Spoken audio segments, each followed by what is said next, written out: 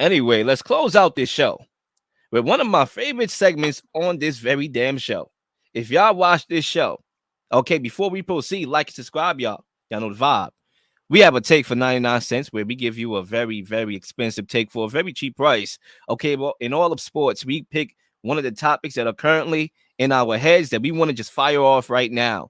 And whoever want to take this Oh, mic first you and know, go home with it.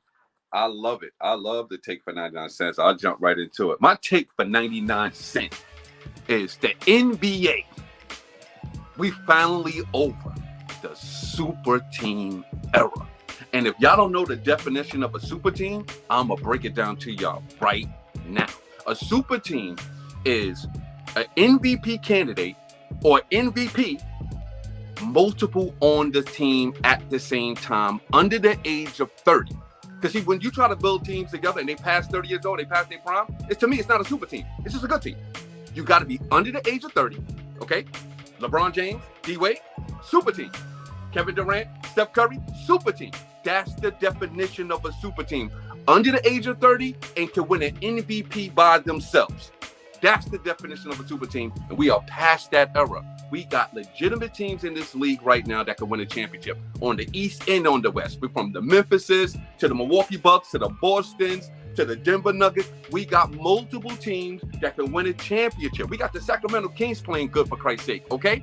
The super team era is over, and I'm happy that it's gone because it makes the NBA more competitive. It makes the NBA more intrigued. We don't know who's going to win a championship. I can say it, but that ain't guaranteed. You can say it.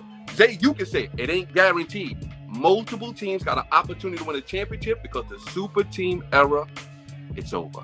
And that's my take for 99 cents. I mean, that was a calm take. And Zay, I'm going to let you get in here in a second. I'm not even going to, I just want to have like a little sentence respond to that. Because I think for me, and I know that notion is a very popular notion, that we moved away from the super teams. But I'm also saying in my head, what if Bradley Beal requests a trade?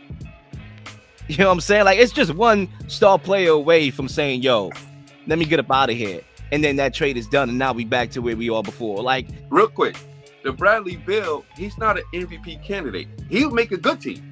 It would take something, to me, LeBron James, D-Wade, Steph Curry, Kevin Durant, it's like Luka going to play with Giannis. Okay? That's a super team. Both of them under the age of 30, that's both of them can win MVP. It's interesting because I remember when you said, you know, Steph and Clay, you could have took KD off that team, add Bradley Beal over there. That's a super team, you know? No, I didn't say super team. I said they would have won a championship. But that's kind of like the same thing. You could assemble super teams to win championships. No, but they would have won a championship. They would have picked Paul George over there. They could have still won a championship, no doubt. But make no mistake, a super team is MVP candidate, multiple in their primes under the age of 30. We'll move on. Zay, the mic is yours.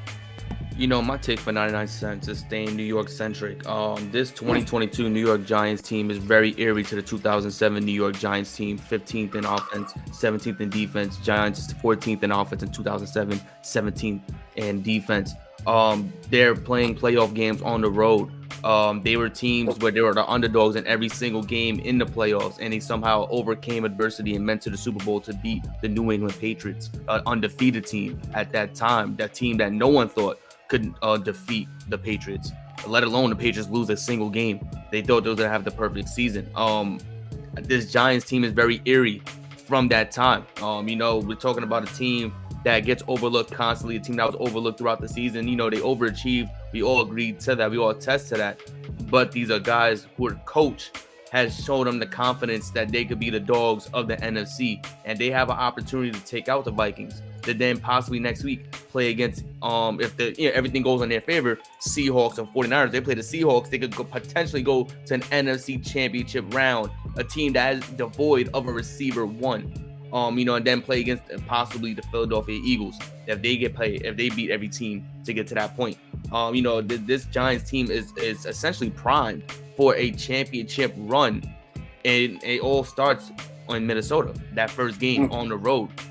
And you know, like I said, it's not that, you know, the players are similar. It's more about what they did throughout the entire season that led them to this point. The Giants in 2007 same thing. They were underachieving, and then somehow, some way, throughout the season, just started cooking up. At one point, got 6-3, and then finished the season 10-6. So this Giants team can show us something magical throughout this playoffs. It's just wondering, are they going to repeat that 2007 championship run? And I think they are primed to do so. Whew.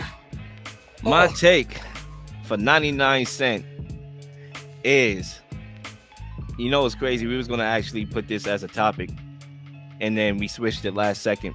And the reason why I wanted to put this as a topic is because I want to fire off a take about a particular team. This team right here has the brightest future, and that is the Detroit Lions. They have the brightest future of any team that missed the playoffs this year. And the reason why I bring that up, first of all, they went 8-2 in their last 10 games, number one. But more importantly, if you had to find the biggest common W for this team not making the playoffs, what is that like? What is that W in a season where we didn't make the dance and we almost made it? For clarification, I'm walking back my statement. Jared Goff is the quarterback for this team for the future. He has shown me that, okay? And at first I was like, maybe draft a quarterback. They don't need to draft a soul. At least a quarterback. Jared Goff is that guy. And it's funny because in this game, week 18 against the Packers, he made some big-time throws. I know he didn't have his best performance, but he made some big-time throws. There was one throw that he threw to Josh Reynolds.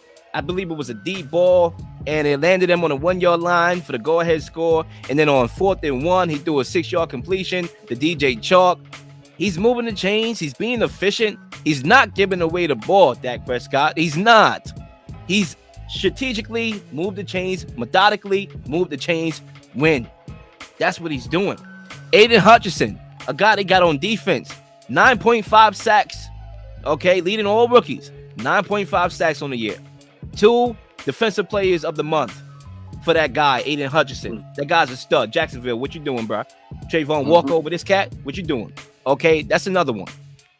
Number 3, they have a young foundation. Okay, let's look at the guys and their ages on this team. Let's go down the list. DeAndre Swift, 23. Amon-Ra St. Brown, 23. Jameson Williams, who they're going to cut loose next year, who's a stud, don't get it twisted. Next year is his year. He's 21. James Mitchell, 23. Penei Sewell, 22. Aiden Hutchinson, 22. They have a young core, and they got dogs on this team. I watched this team, man, against the Packers. I almost melted. You would have thought I was an Ice Cube. Salute the Ice Cube. You would have thought I was one. You know what I'm saying? Because I'm like, a team that play with that passion, had nothing to play for, and yet gave it all out. That's a well-coached team. They have their coach. They have their quarterback. They have their young foundation. Now it's time to have the division, and they will. That's my take for 99 cents. The Detroit Lions is a team with the brightest future that didn't make the playoffs. And you know what? To drive it home, they are Super Bowl contenders next year. My night is over. Mic drop.